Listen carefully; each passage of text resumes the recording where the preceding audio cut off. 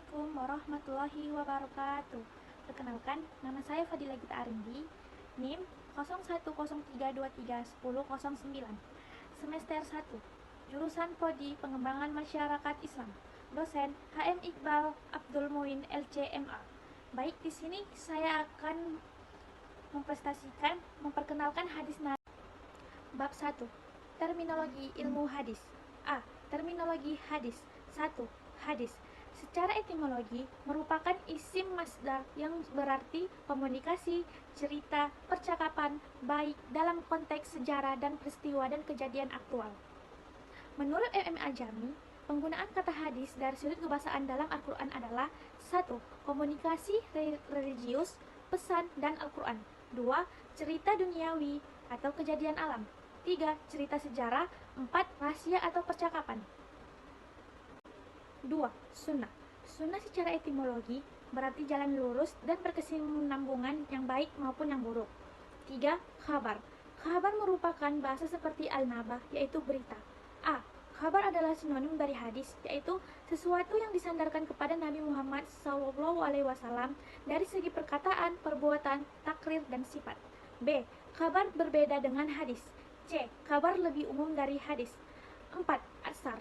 Atsar secara etimologi berarti bakiyat al-yait, yaitu sisa atau meninggalkan sesuatu. B. Kedudukan dan fungsi hadis.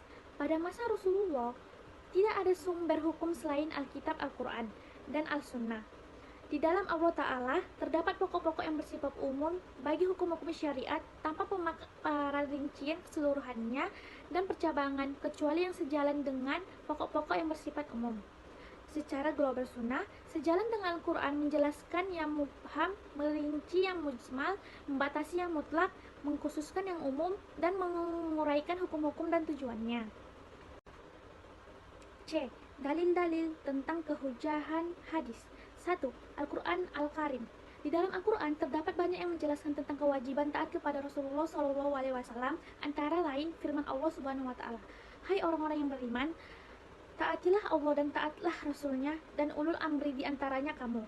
Kemudian, jika kamu berjalan pendapat tentang sesuatu, maka kembalilah kepada Allah, Al-Quran, dan Rasul Sunnah jika kamu benar-benar beriman kepada Allah dari beri kemudian, dan kemudian itu lebih baik akibatnya." Quran Surah An-Nisa ayat 59. 2. Hadis-hadis Nabi SAW. Adapun hadis-hadis Nabi yang menjelaskan tentang kehujahan sunnah dan hadis adalah, "Aku tinggalkan kepada kalian dua perkara. Kalian tidak akan tersesat selama masih berpegangan kepada keduanya, yaitu kitabullah dan sunnahku." 3. Isma. Umat Islam telah mengembalikan kesepakatan bersama untuk mengamalkan sunnah. Bahkan, hal itu mereka anggap sejalan dengan memenuhi panggilan Allah Subhanahu wa Ta'ala dan Rasulnya yang terpercaya. Kaum muslimin menerima sunnah seperti mereka menerima Al-Quran Al-Karim karena berdasarkan kesaksian dari Allah Azza wa Jalla. Sunnah merupakan salah satu sumber syariat. Telah disebutkan banyak ayat yang telah mengukuhkan hal ini. Allah Subhanahu wa Ta'ala juga memberikan kesaksian bagi Rasul SAW bahwa beliau hanya mengikuti apa yang diwahyukan. Dia berfirman, "Katakanlah, aku tidak mengatakan kepadamu bahwa pembendaharaan Allah kepadaku, dan tidak pula aku mengetahui yang gaib, dan tidak pula aku mengatakan kepadamu bahwa aku adalah seorang malaikat. Aku tidak mengikuti kecuali apa yang diwahyukan kepadaku. Katakanlah, apakah sama orang yang buta dengan orang yang melihat? Maka kamu tidak memikirkannya." Quran Surah Al-An'am ayat 50. 4. Pandangan Ar-Rahil. Sesungguhnya, mazhab Abu Hanifah, iman para ahli ahyu, tidak pernah menolak sunnah, dan para imamnya masih berargumentasi dengannya, serta membangun hukum-hukum mereka berdasarkan sunnah. Di antara penulis di zaman kita sekarang ini, ada yang beranggapan bahwa Abu Hanifah hanya menganggap bahwa hadis salih menurut pendapatnya hanya ada 17 artinya. Sesungguhnya, pada prakteknya mazhab Hanafi hanya dibesarkan pada rahyu. Mereka menukuli pendapat seperti itu dari buku Makodimah yang ditulis oleh Ibnu Khaldun. 5. Pandangan para Fuqaha. Al-Baihaqi meriwayatkan hadis dari Utsman bin Umar berkata, ada seorang laki-laki datang menemui Malik kemudian bertanya tentang sesuatu masalah. Lalu ia menjawab, Rasulullah SAW bersabda, begini dan begitu.